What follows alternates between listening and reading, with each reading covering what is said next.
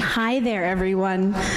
So nice to get the chance to say hello to so many of you already, and it is incredibly wonderful to be here with you today.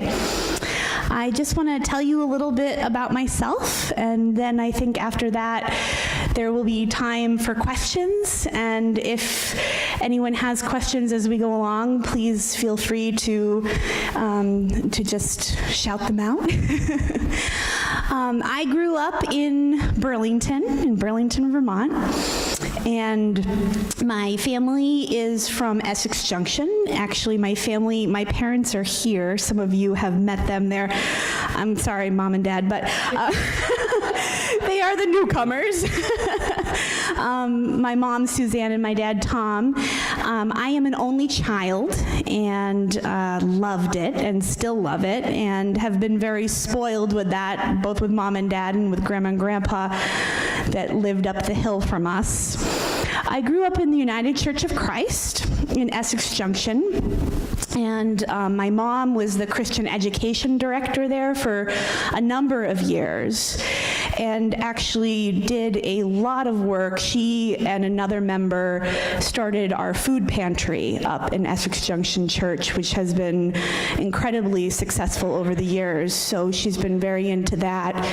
And I would say that my mom definitely should have been a minister and was a minister and is a minister in her own right, and it's much of the reason why I'm here today.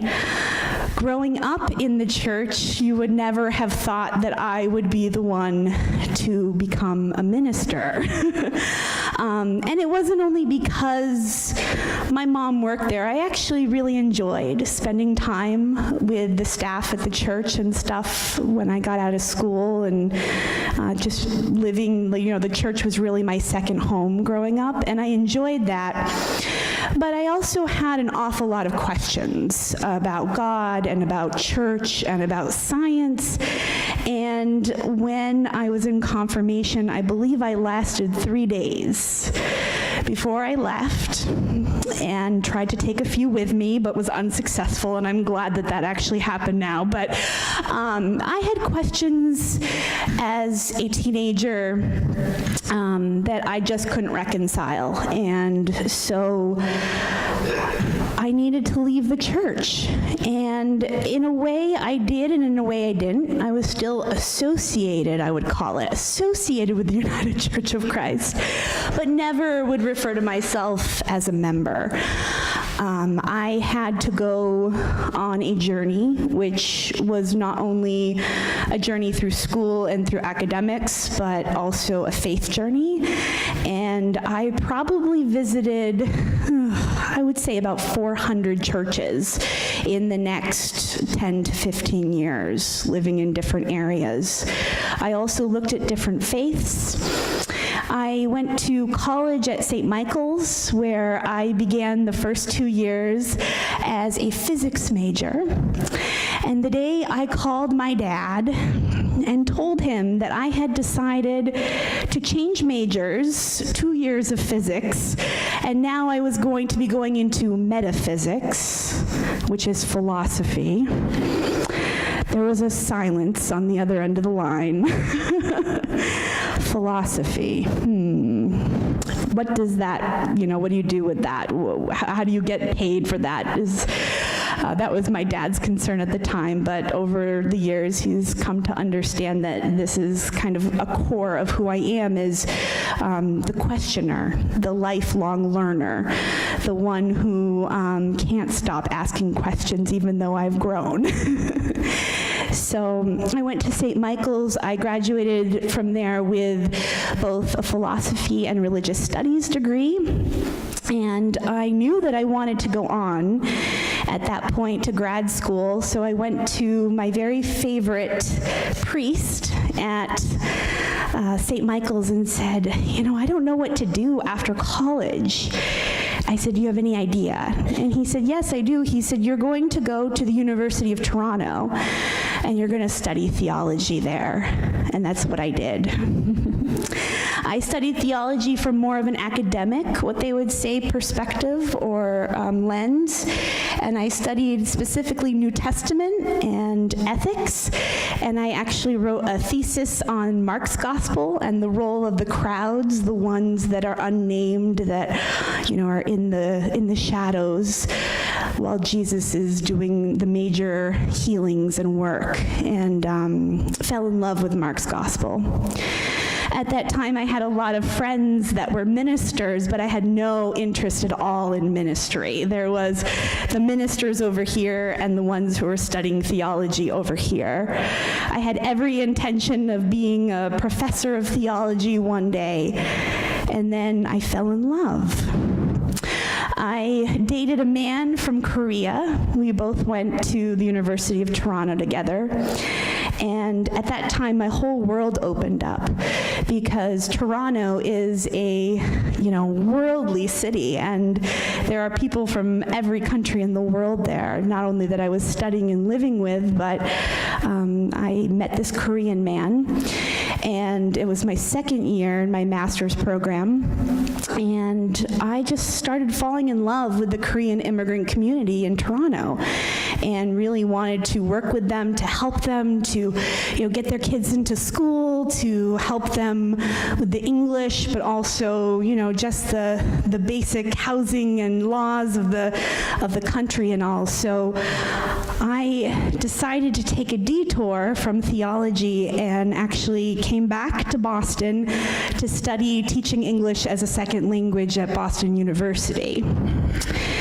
At that point, when I left Toronto, I remember my parents and I were coming, down from Toronto back to Vermont, and I said something about, in 10 years from now, I might go into ministry, but not now. And my mom, I remember seeing her smiling in the mirror in the car. And my dad said, no. My dad was thinking financially, no more degrees, no more degrees. And my mom was like, yeah, maybe that might happen. So I became a teacher. I worked for the city of Cambridge and for Catholic Charities in Boston. I worked with, I would say, very poor immigrants in this country. Many, about 50% undocumented immigrants that I've worked with.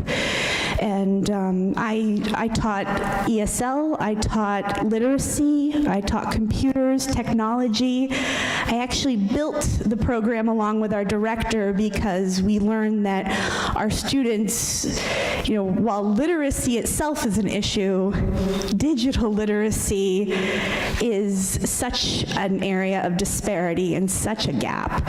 So we actually built a 3-level program to teach computers and, really some basic solid skills to folks so that they could keep up with housing and jobs and all of these wonderful things we have access to. While I was teaching, a couple of years in, this strange thing started happening. I started having students come to me. Now, these are adults. I was working with 18 to 99 age group. And I started having folks come to me, a lot of women that had been living in situations of violence. And I had no idea why they continually were coming to me. And I didn't really know what I could offer. I wasn't trained to do that, of course. I would sit down with people, listen to them, be there for them. As you may know, in many other countries other than our own, seeking help, getting referrals, whether it's for domestic violence, whether it's for mental illness, is really big stigma. So in many cases, the teacher becomes the one that people can talk to when they can't talk to family, when they can't talk to the church, when they can't talk to other folks. So that really started something there, made me started wondering, what is going on here? At the same time that was happening, I myself was struggling with missing church. And so my partner Mike and I, we started visiting churches again. And I wasn't really sure where I was fitting at this point because I had grown up in the United Church of Christ. But I didn't want to just go back to my church. I wanted to really decide what my adult faith life would look like. And so again, I went on a discernment process. I visited every United Church of Christ and every Unitarian Universalist church I could find in Massachusetts, quite honestly. And Mike and I went together, and we discerned and we talked, and there were things that were important to us, justice churches and a church that has a community that really enjoys one another, that like to be together. But, I was having this problem every time I went into Unitarian Universalist churches that I was trying to express something was missing. And one day we went out in the car and I said, I know what it is. It's Jesus. I need Jesus every single time I go to church. I was sure that I wasn't a multi-faith, although I respect many faiths, but that really I have a Christian identity, and that Congregational United Church of Christ is where I am meant to be, not only because I grew up in it, but because my theology is aligned with it, my beliefs of social justice are in line with it, and also the polity, the fact that we vote, as you will tomorrow, and that we have membership and that we have a say, and that the power is shared amongst us. So after I went on my discernment to these different churches, one night Mike and I went out to dinner, and we were sitting there and trying to get brave enough to tell him this feeling inside that, now that I'm a teacher, all of a sudden I have this feeling that I need to go back to seminary. And so I finally got brave and I said, I just have to tell you. And I'll never forget, he looked at me and he said, I can't believe you waited this long to go back. He's like, this is what you were born for. This is what you were called for. I was like, huh, really? Well, I should have just asked you a few years ago. So then I went to Andover Newton and began in a ministry degree, which you think theology degree, ministry degree, they're similar, but they're really different. In my theology degree, I never got to do worship stuff. I never got to do pastoral care kinds of classes. I never got to kind of be with the people. It was more with the books and the intellect. So really, bringing my faith down, which I'm always trying to do because I can be a little academic sometimes. So always bringing it down to the human and to the personal and to the lived experience. So I went part-time as I was teaching. I was teaching full-time, part-time, going to school part-time at night. One day, my third year, I believe, my academic advisor said, so, it's time for you to go to a church and train to be a minister. Oh, no, I said, no, not interested in necessarily ministry, maybe nonprofit work, something like that. He says, I just have this feeling that you should try the church. No, he says, give it 9 months. He says, if you don't like it, it's a great 9 months, you'll get great experience, and you'll know. So I went to the church, the one that I'm working at right now in Brockton, Christ Congregational Church, and absolutely fell in love with the church. Fell in love not only with the church, with the people, with my wonderful mentor, Reverend Patricia, who I am indebted to and full of gratitude for being an absolute role model and just resource, an incredible source of encouragement for me. And, as an adult, I needed to have what I didn't have as a child. So I always say to myself, as a child, I had a community that loved me.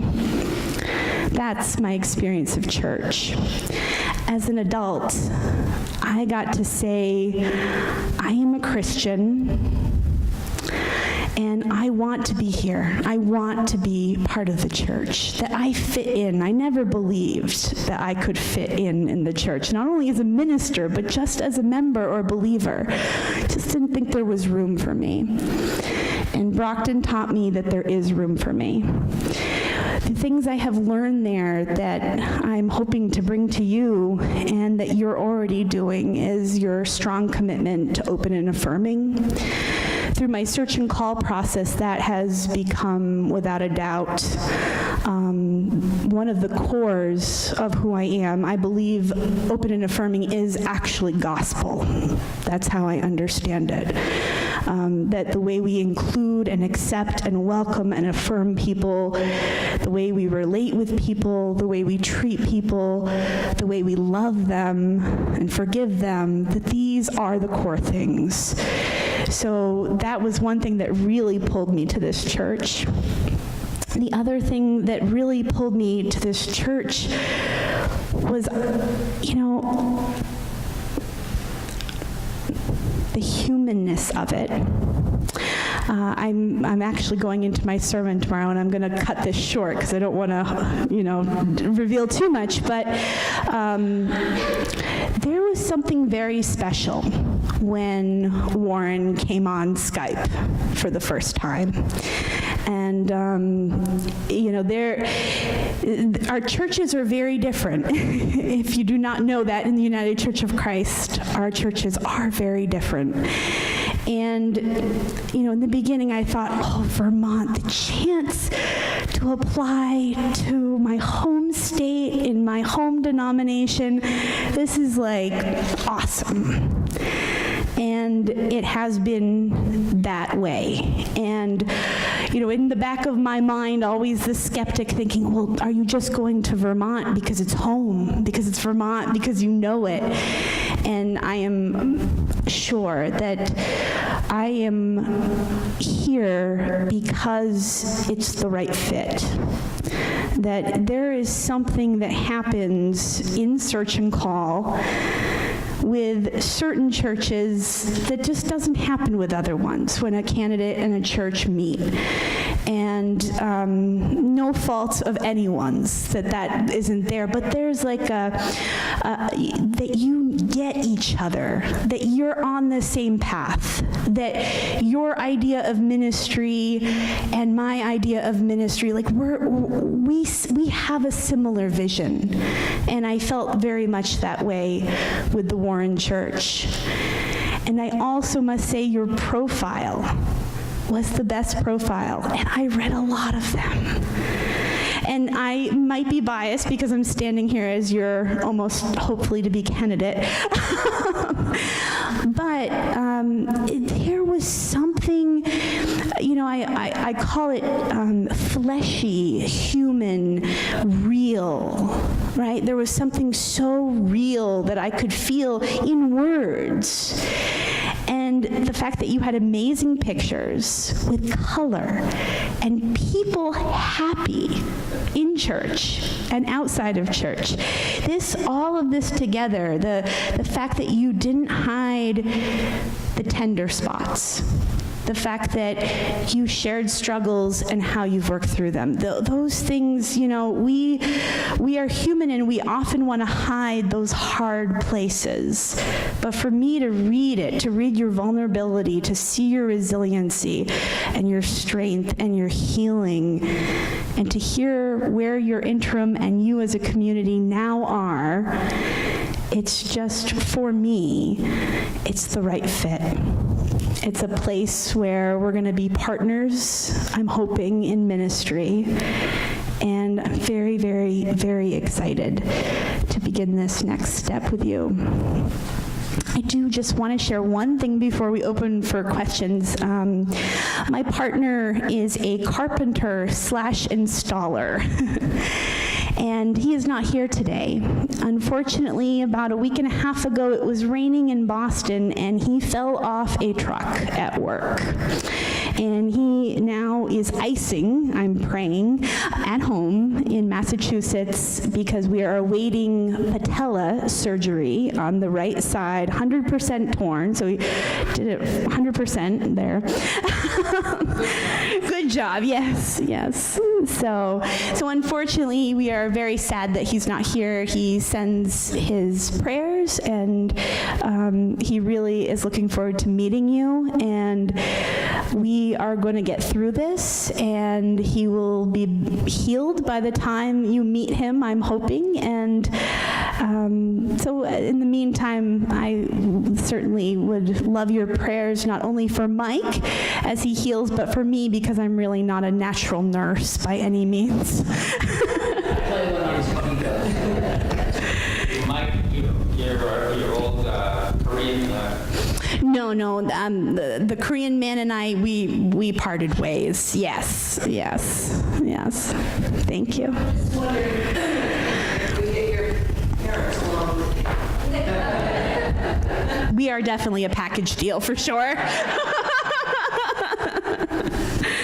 So, yeah, Karen. Find a place that feels like home to you, a place where you're loved and cared for. You need to know about this church is that whether it is you or your parents or Mike or the homeless guy that comes off the street, who comes here is welcomed and loved. And it doesn't take long. Where this church is so open and so welcoming. When we first came here many years ago, we just walked in, and so many other churches we didn't feel comfortable. We came in here and we felt like we were brought in and loved.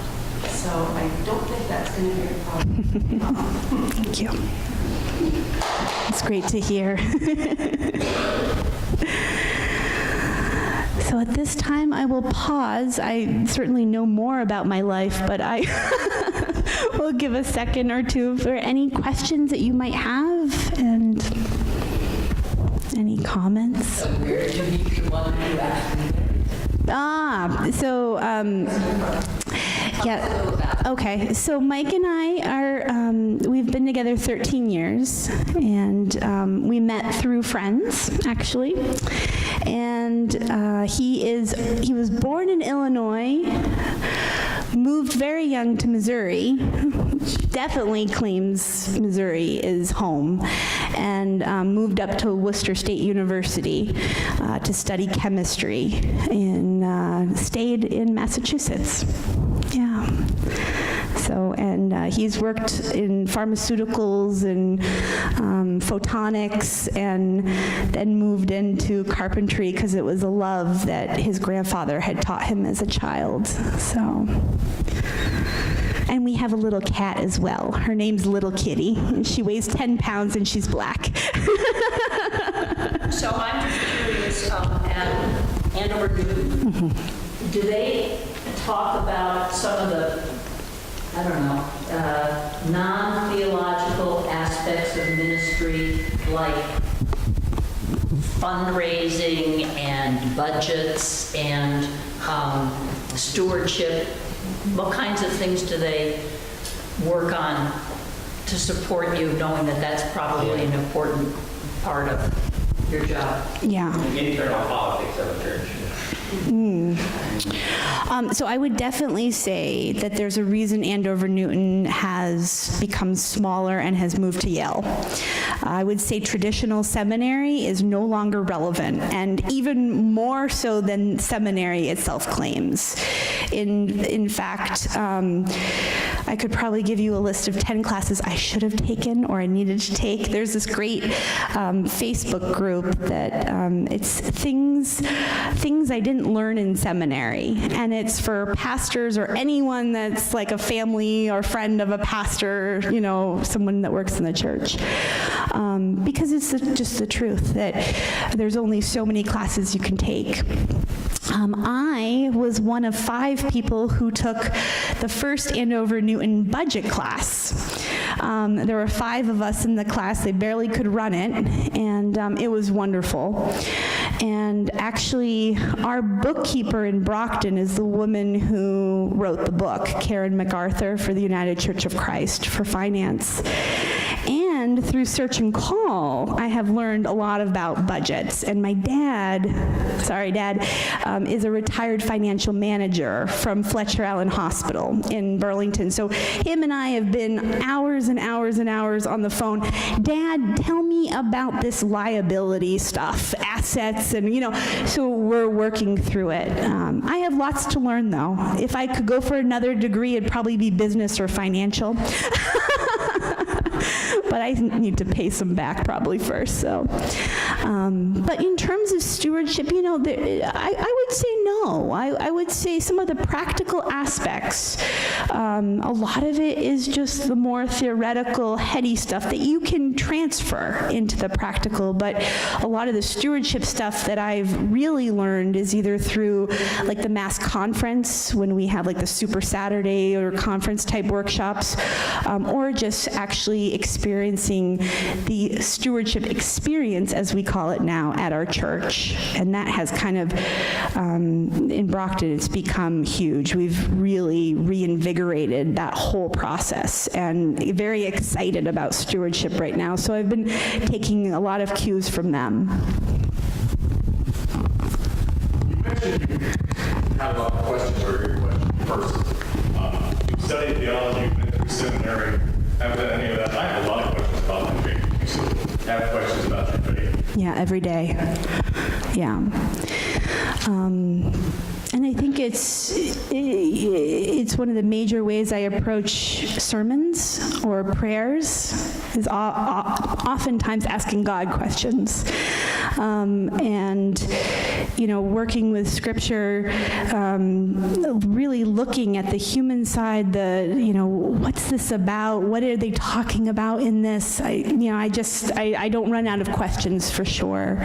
I would say a lot of my theology and worship style comes from this wonder, this place of wonder. I imagine or I wonder what this is like, because there's so many unanswered questions.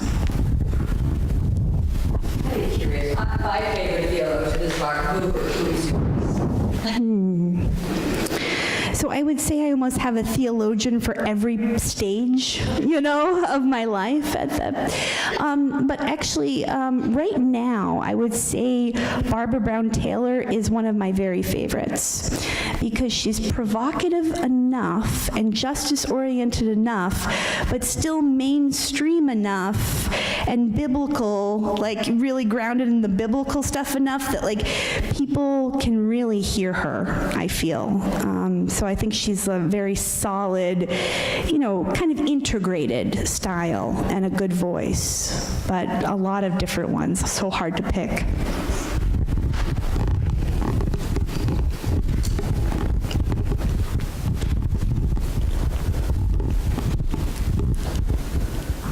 Well, we'll have many months to ask you questions.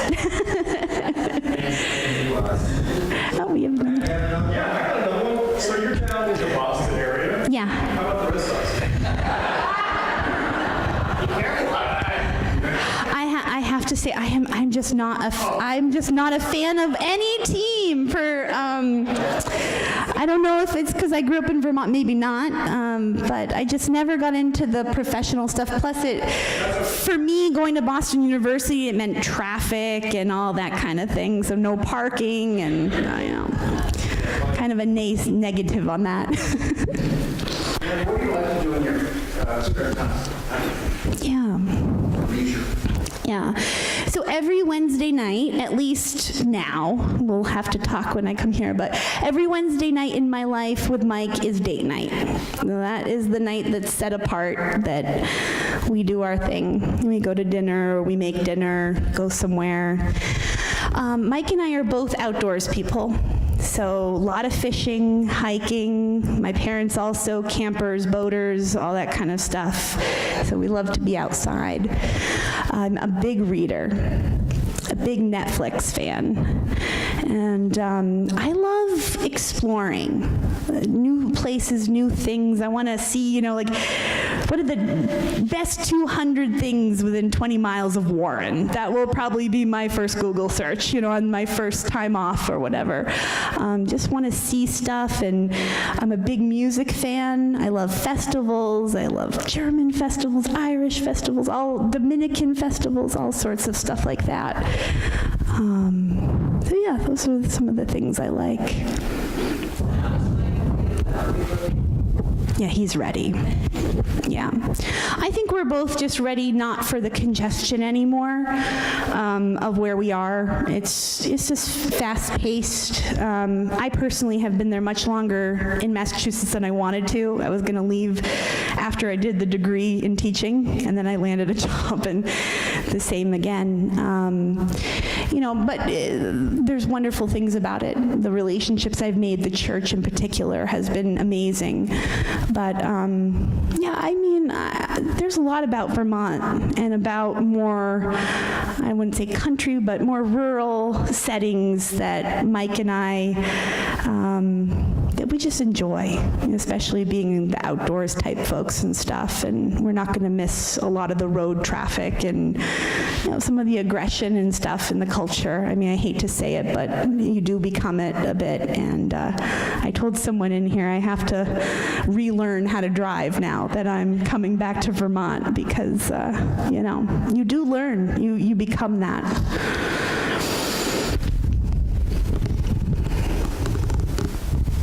Yeah. So one of my favorite things about this church is that we involve the kids in every aspect. And how do you feel about that? Yeah, I think that's so obvious from your website and your profile. It was like kids, and you didn't pay them to come for the photo, right? Because, the majority of our churches are really dying for kids. So that you were very unique in that way. And I would say Brockton is very, very similar in the fact that, we have the kids do services throughout the year, and we want them to read, we want them to sing, we want them to, be musicians in the church and contribute in ways that they can and enjoy. And I think that's really important. We definitely do a lot of intergenerational work in Brockton, so our VBSs have been very intergenerational for the past years, which has worked nicely. And I really enjoy it and look forward to, I don't see too many kids right here now, but look forward to working with them. Yeah. How do you think that you'll be with your first church as pastor at the time, with being able to delegate as things move along and the plate becomes full? Yeah. Yeah, the last person to church on Sunday morning gets the bad job for that week. No, I'm just kidding. Just joking. I would say my style of teaching, of ministry, of partnership is collaborative by nature. So I am excited to hear what you're excited about and to see how we can work together on certain things. And also really excited for when someone says, hey, I've got a great idea, and they want to run with it. And so I think that, you can't do everything, right? So that's just a reality of ministry. No matter how much excitement and energy and passion we have, we can't do everything. We have resources and time limits and everything. So, but yeah, I'm comfortable with saying, would you try this? Would you take this on? Will you work with me on this? Or will you work with Chrissy or someone else, on this? And also knowing that if no one can take it up at that time, that maybe we'll talk about it again later, that not everything has to happen all at once, and that not everything that happens has to stay that way. We can try stuff, we can pilot or experiment with things and not make it set in stone, that we can be flexible and fluid, and that we're doing it together.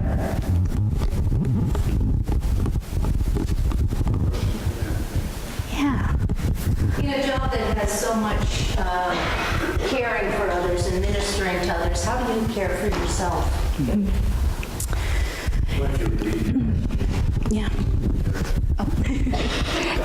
In a job that has so much ministering to others and caring for others, how do you take care of yourself? Yeah, so friends and family are incredibly important to me, whether it's Skype, telephone, text, or lunch. So friendships, definitely. My partner, Mike, and I too. Mike kind of pulls me out of the church, although he enjoys coming. He also can take me out of that world a bit, so he's very good with that. For me personally, the most important thing for me is that I get sleep. Once I get tired, I maybe become less ministerial or pastoral. Right? I mean, just that cranky, whiny, the human things that come about sometimes. a little chocolate or something, but really sleep is my major thing, especially when I was working, internshipping as a chaplain, studying at Andover Newton. It was like, and I was working as a chaplain in locked psychiatric units by choice and by interest. But it was draining, and emotionally, it was just like sitting in the depths with people, right? I don't think I could do it at that level. I don't think I could be a chaplain 5 days a week in a psychiatric ward kind of thing. But I think that ministry in church has a nice balance too. There's different things that you can do. So you're not always providing care, pastoral care. I mean, in a way you could say yes, but in terms of, stuff that really takes the life force out of you. In Brockton, I am the minister of visitation, so actually visitations and pastoral care are my call. Like, it's the very center of my call. I really want to be with people in crisis. I really want to be with people at end of life. I really want to walk families through funerals. These things that are really hard. While they're hard, there's also something that happens within you, I think, as you become trained, that I don't want to say it's almost like a disassociation, but you do learn that you're there to do what you can to support the people in the time that you can, and that there's always that this is someone I'm caring for, but this isn't me, right? It's not mine to take home and become anxious over. It's something I can take home and pray for. It's something that I can take home and, care for those people, love those people, but you can't take it all on, right? So, and I think for me it's balance. So if I'm working all the time, probably I need to go outside for a walk. I just break it up a little bit. I think that's the most important. But I do know when I'm because I just feel that overtired, impatient, not so kind. So when you see me like that, either chocolate or just say, you need to get some sleep.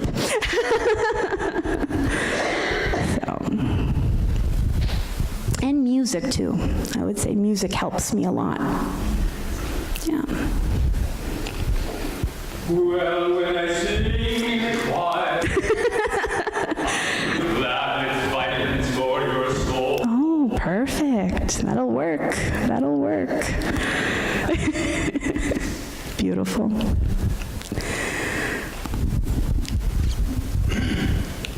You're new to all of us. How do you see yourself learning about the congregation? I'm going to tell them about you, Leon. No,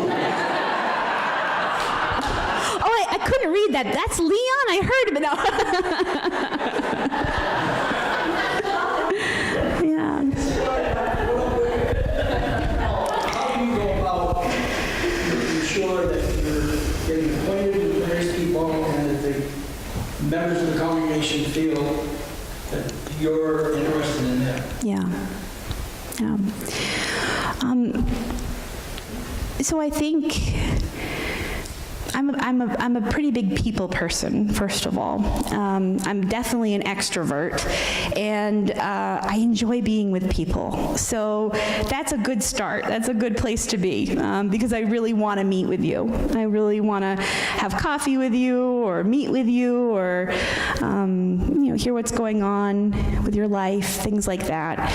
And that's also been my job, to really get out to anyone who can't get to church for any reason. So I've already had that, there's some initial, ooh, what if they don't want me to visit? But I'm past that at this point, that, even if you don't want me to come over, I'll just check in with you, things like that. See how you're doing, shoot you an email, text, phone call, whatever works for you. But yeah, I love to be with people.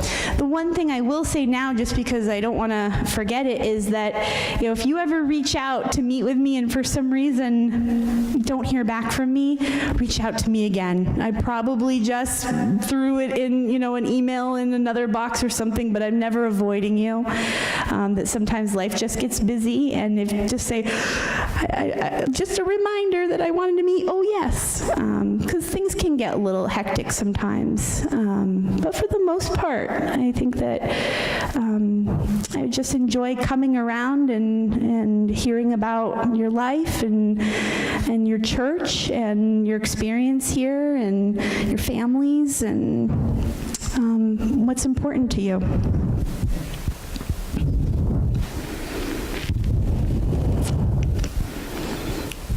Well, thank you, Roger.